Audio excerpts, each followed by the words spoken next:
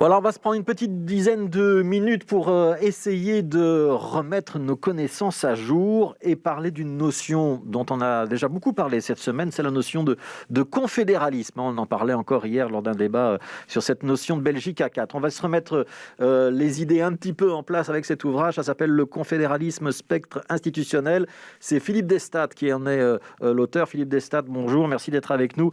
Vous êtes historien, vous êtes surtout le directeur de l'Institut Jules Destrée. On est à Bruxelles. Rappelez-nous, l'Institut Jules Destrée, c'est quoi? C'est un think tank wallon? C'est un think tank européen, donc qui se préoccupe, bien sûr, qui est localisé en Wallonie, mais qui se préoccupe de Bruxelles, de la France et de l'Europe, et notamment de ce qui peut advenir. Donc, il est très branché sur la prospective et la rétrospective, la compréhension du présent. Ouais, donc c'est un ouvrage de réflexion institutionnelle, mais c'est plutôt un ouvrage rétroviseur, c'est-à-dire que on va regarder un petit peu comment on a parlé dans notre vie politique de cette notion de confédéralisme. Ça fait longtemps qu'on en parle du confédéralisme en Belgique? Bien, finalement, on peut dire qu'on en parle depuis le 19e siècle, parce que lorsqu'on a commencé à parler de séparation administrative, c'est-à-dire de fédéralisme, on n'a jamais très fort décalé le fédéralisme du confédéralisme. On disait l'un ou l'autre. N'oublions pas qu'un des modèles qui nous a servi, c'est le modèle américain, et que le modèle américain, à de nombreuses reprises, et il suffit d'évoquer la guerre de sécession, eh bien, on a hésité entre fédéralisme et confédéralisme. Et donc, ces hésitations sont revenues chez nous, et on a employé un mot pour l'autre, sans beaucoup de difficultés, pratiquement jusqu'à la réforme de l'État. Et puis, au moment de la réforme de l'État, on s'est fixé sur le fédéralisme, mais comme un repoussoir, parce qu'on a parlé de région et de communauté, une Belgique régionale et communautaire. Et à ce moment-là, et c'est pas moi, c'est Freddy Terwang, le ministre des Réformes institutionnelles de l'époque, qui le disait. Il disait finalement, le fédéralisme nous fait peur, nous n'allons pas faire une Belgique fédérale, mais une Belgique communautaire et régionale. Alors, ce que vous expliquez quand même très très bien, c'est qu'on a utilisé effectivement un mot pour l'autre et qu'on n'a jamais réellement clairement défini les concepts parce qu'il y a beaucoup d'arrière-pensée politique là-dessus et que on a parlé de régionalisme pour dire fédéralisme, de fédéralisme pour dire confédéralisme ou l'inverse, et qu'il y avait souvent dans l'idée d'une partie des locuteurs l'idée qu'il fallait condamner cette tendance ou cette idée et que derrière par exemple le confédéralisme ou fédéralisme, il y avait l'idée de la séparation et de la fin de la Belgique. Ça a pollué un peu le débat. C'est ça qu'en tant qu'historien, vous êtes en train de nous dire. C'est qu'il y a quand même beaucoup de présupposés idéologiques quand on emploie ces notions. Hein.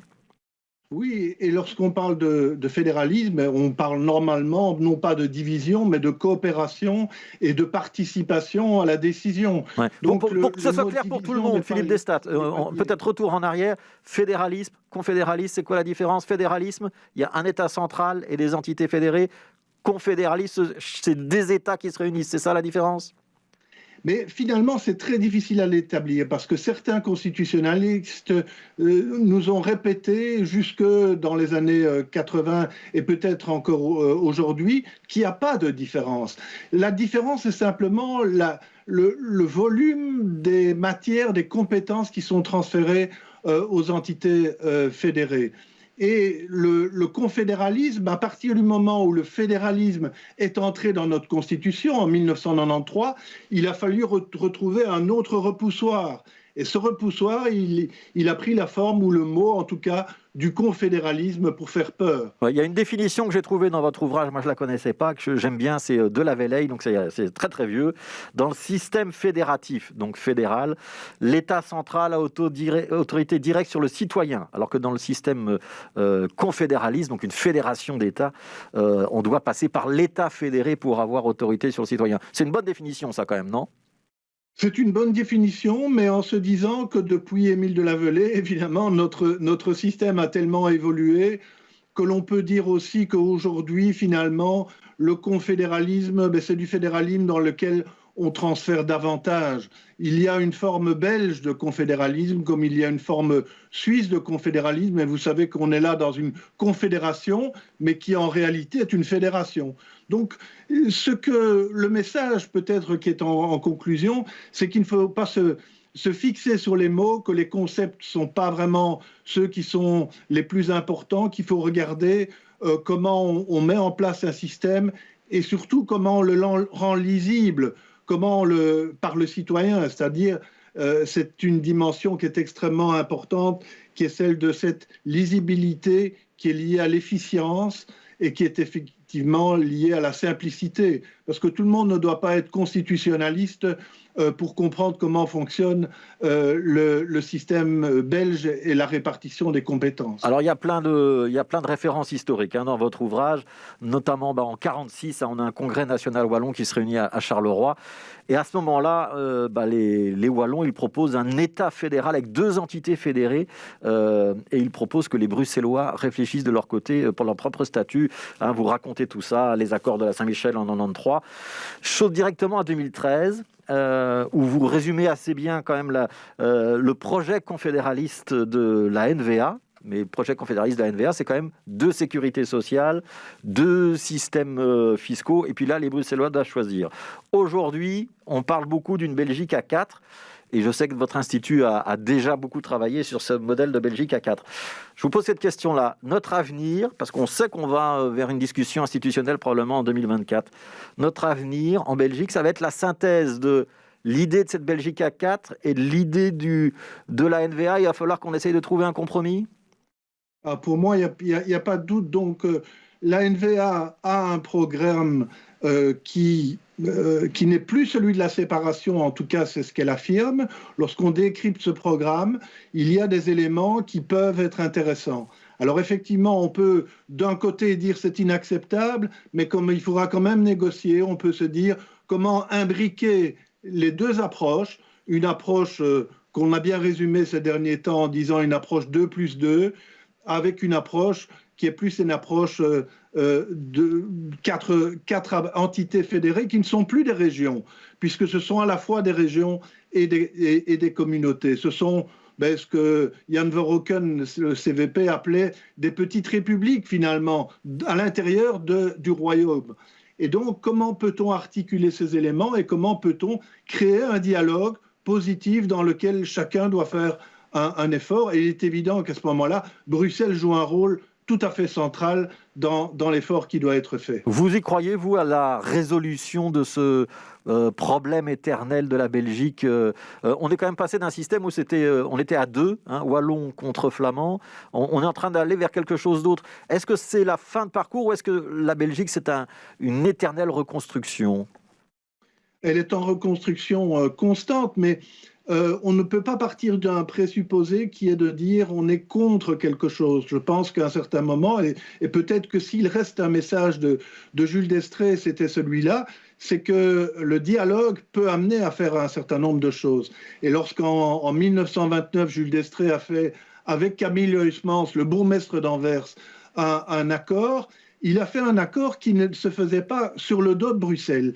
Il faisait un accord dans lequel Flandre et Wallonie avaient leur propre autonomie, mais Bruxelles était un lieu de rassemblement des 2 et un lieu dans lequel chacun devait se trouver très bien, avec une logique birégionale qui était assez intéressante. Aujourd'hui, Bruxelles, évidemment, a mûri et elle a le droit, elle doit porter ce rôle à la fois de capitale, mais aussi de région en part entière. Ouais, je vous pose une dernière question, Philippe Destat, c'est sur votre titre, spectre institutionnel. Pourquoi est-ce que vous avez choisi ce mot spectre?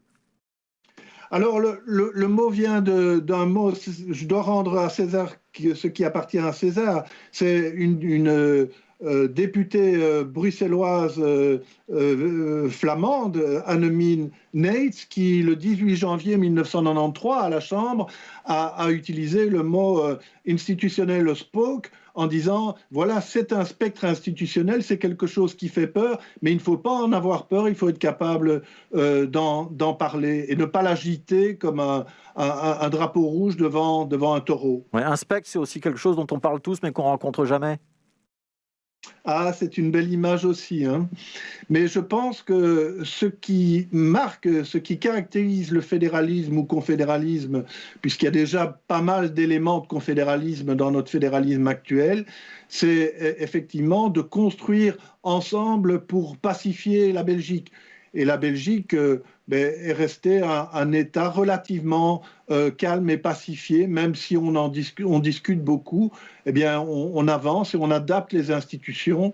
C'est mieux effectivement que d'autres pays qui n'ont pas su rester ensemble et qui ont parfois débouché sur des guerres civiles ou des guerres sanglantes. Hein. Ouais. Alors, est-ce qu'on fait du confédéralisme déjà sans le savoir? Pourquoi est-ce qu'on emploie un mot et pas un autre? Toutes les réponses sont dans cet ouvrage. C'est aux éditions de l'Institut d'Estrée, donc le confédéralisme spectre institutionnel. Pour ceux qui sont passionnés de politique, vous pourrez relire des déclarations d'Elio Di Rupo, de Daniel Ducarme, de Louis Michel lorsqu'il était simple député. Ça vaut peut-être le coup d'y revenir, parce qu'ils n'ont pas forcément dit la même chose après, ou ils le diraient peut-être plus de la même manière aujourd'hui. Mais ça, c'est le travail de l'historien, d'aller chercher les déclarations des uns et des autres. Merci beaucoup, Philippe Destat. Merci d'avoir été avec nous pour nous raconter ce qu'il y a dans cet ouvrage. Merci à vous.